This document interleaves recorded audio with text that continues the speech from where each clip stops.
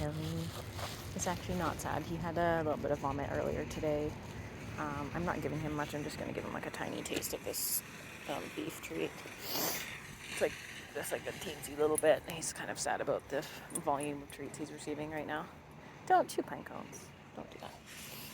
He's still doing a bit of whining at me when he's in his down and when we're out and about, but at least he's not biting the leash. I have a video I'll send you. I took him out. I taught like a private lesson. The breeder I work with close to here, I take a lot of her little puppies, and she asked me to help some of her clients with a older dog who had been through some trauma. Anyway, so I took Tilly with me as a decoy for this lesson because the dog had been like excitedly barking at other dogs on leash. He was like doing this, like just being a total dork. And it was like actually pretty like a good little distraction because he had so much energy, but I was like, oh my god, you're so embarrassing. You're so funny. Just such a little goofball puppy still, just like there's a wee baby brain in there. Just like full of it. Just so funny. He just cracks me up like every day. You must just laugh at him all day. He's so funny. So we're gonna talk about some leash walking here. So initially, his leash walking has like not been awesome. He's pulling into the leash quite a bit, and I know you mentioned that he was pulling when you were going to pick up Ollie and stuff, but he's doing it just a lot, like just walking ahead, and also starting walking before I'm walking. The walk has to start with you, not him. So you need to be careful because he keeps false starting. So we'll just do it. Let's go. So I use let's go to say the walk's gonna start. I think you're already doing that. Let's go. Sniffing something back here. And if he goes like that, like, oh no, that's not walking on leash. That's you just like trotting around away from me. I mean, I'm not gonna hold the treat in my hand. I'm empty hand here. I just want him walking nice, even though the treat's gone, because that's when he's drifting away as soon as the treat's gone. So, similar to some of the other things, I think you need to raise your criteria,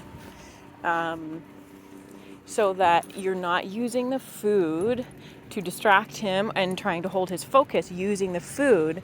The food is a reward for him performing behaviors. See, he's walking nice now. That's nice now. And then he gets his treat and he goes out to the end. So I'm stopping immediately. I give him the treat and then I stop walking because I want him to still acknowledge that I'm here. That's nice. Still acknowledge that I'm here even after he got his treat, because he's gotten a habit that after he gets his treat, he just runs out to the end of the leash. So I'm stopping that habit by like he gets his treat and then I'll just stop. And if I need to put a little pressure on the leash like this, I will. Not a leash correction, I'll just hold it so that he can't go further. Like I'll shorten it so he only has 4 feet or 2 feet of space. This way.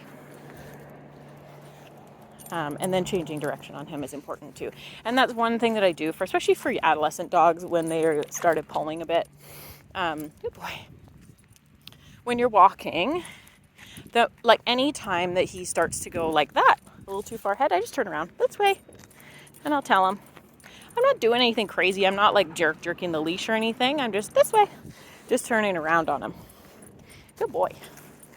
And then when he comes back and he's with me again, then I'll feed him.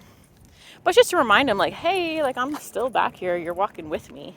You're not going to get anywhere. Don't go dragging on the leash. Yes, silly Billy. So you're just sending him that little message. And then I just stopped there because he's doing the thing. Like he got his treat. He's just going out to the end of the leash. Like it ain't no thing. Like we haven't been working on it for 3 weeks. So it's something that I'd like you to continue, obviously. Just being more strict with him. Like more strict with him in terms of like increasing your expectations. Like he doesn't need a treat. Oh, shouldn't need treats anymore. He went through the puppy program with me. You've been working on it nonstop. He doesn't need treats every 10 steps. He knows by now, he should know by now where his position is. And if he's not doing it, we just have to make sure that we're making turns and encouraging him to stay with you that way as well. And then also with his down and his stay, he wasn't holding it as long as I would like him to, especially outdoors. So that's something I would like you to work on, expecting him to hold it for long periods of time. And also doing the training loop where you ask him to stay and you give him a treat and then you walk away and then you come back and you give him a treat and you walk away and come back. Well, he continues to hold the stay the whole time because he's getting up after he gets his treat, like, okay, I'm done, even though I haven't verbally released him. So I just want you to make sure you're using your release word. I usually use okay, good boy. And I'll say it in that kind of excited voice, like, okay, you're free. So, and we can just do a little demo. Because he was just not holding it as long as I would like him to. Like, he's just not. So, and I would like you to be able to just drop him out in public and walk away, right? Because this helps with all your tethering and your independence and all that.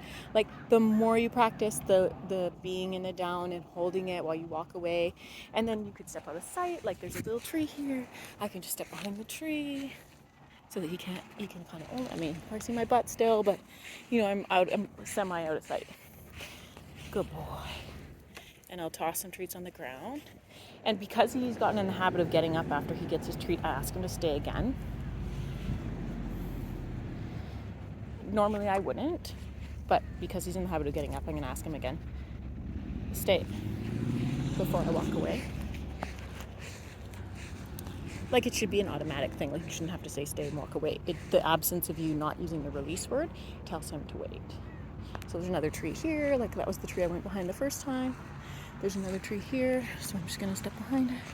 He's looking at me like, what the heck are you doing? And that's fine. That's great. That's a good boy. That's a good boy. So I'll toss it. And then when it's time for him to get up, I say, okay, good boy. Yeah, good boy. Okay. And then he can get up.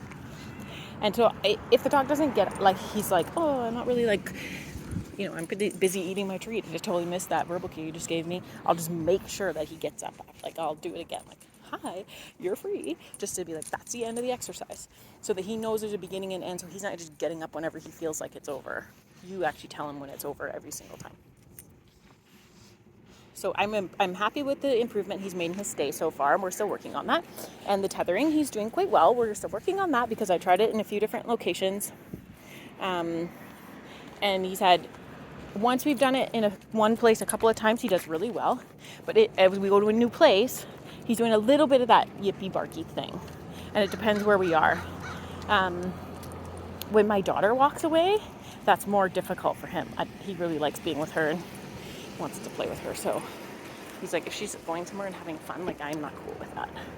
Thanks, but no thanks.